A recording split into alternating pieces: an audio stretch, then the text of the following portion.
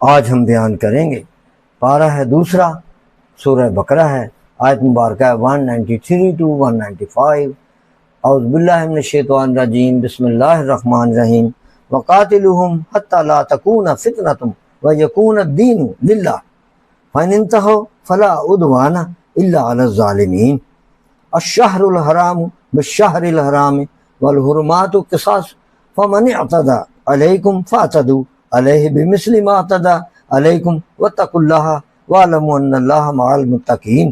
وانفقوا فی سبیل اللہ ولا تلقوا بأیدیکم الی التہلکۃ واحسنوا ان اللہ یحب المحسنین۔ صدق اللہ العظیم۔ شروع اللہ کے نام سے جو نہایت مہربان رحم کرنے والا ہے۔ اور تم ان سے لڑو حتیٰ یہاں تک کہ لا تکونوا فتنۃ، یہاں تک کہ کوئی فتنہ نہ رہے اور ایک اللہ کی پوجا ہو، پھر اگر وہ باز آئیں تو زیادتی نہیں، مگر ظالموں پر ماہ حرام کے بدلے ماہ حرام اور ادب کے بدلے ادب ہے۔ جو تم پر زیادتی کرے اس پر زیادتی کرو، اتنی جتنی اس نے تمہارے ساتھ زیادتی کی ہے، اور اللہ سے ڈرتے رہو اور جان رکھو کہ اللہ ڈر والوں کے ساتھ ہے۔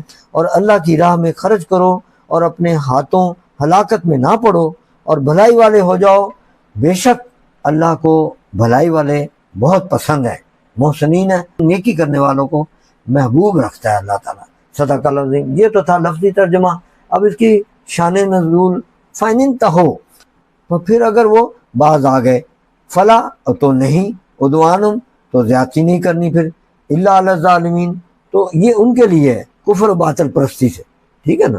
ہاں، اور یہ ہے جب گزشتہ سال ذی قعدہ میں 6 ہجری میں مشرکین عرب نے ماہ حرام کی حرمت و ادب کا لحاظ نہ رکھا اور تمہیں ادائے عمرہ سے روکا، تو یہ بے حرمتی ان سے واقع ہوئی، اور اس کے بدلے میں بتوفیق الہی 7 ہجری کے ذی قعدہ میں تمہیں موقع ملا کہ تم عمرہ قضا ادا کرو۔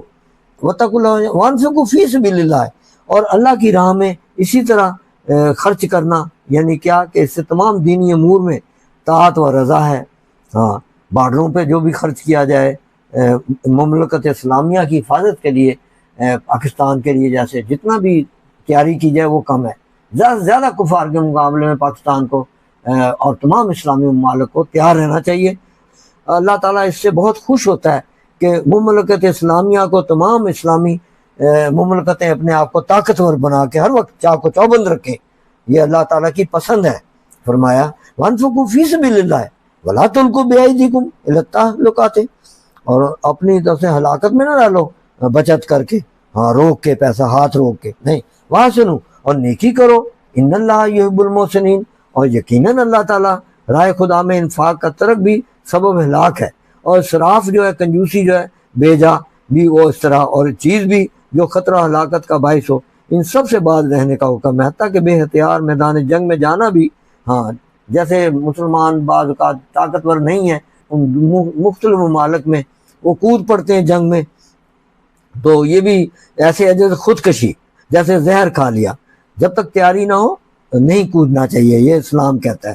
مسئلہ علماء نے اس پر بھی یہ مسئلہ اخذ کیا کہ جس شہر میں کوئی اگر بیماری بھی جیسے طاعون ہے، کوئی وبا پھوٹ جائے تو وہاں نہ جائیں، اور جو وہاں ہے وہاں سے باہر نہ نکلیں، یہ شرعی مسئلہ ہے۔ وآخر دعوانا الحمدللہ رب العالمین والصلاۃ والسلام علیک یا خاتم النبیین۔ صدق اللہ علیہ۔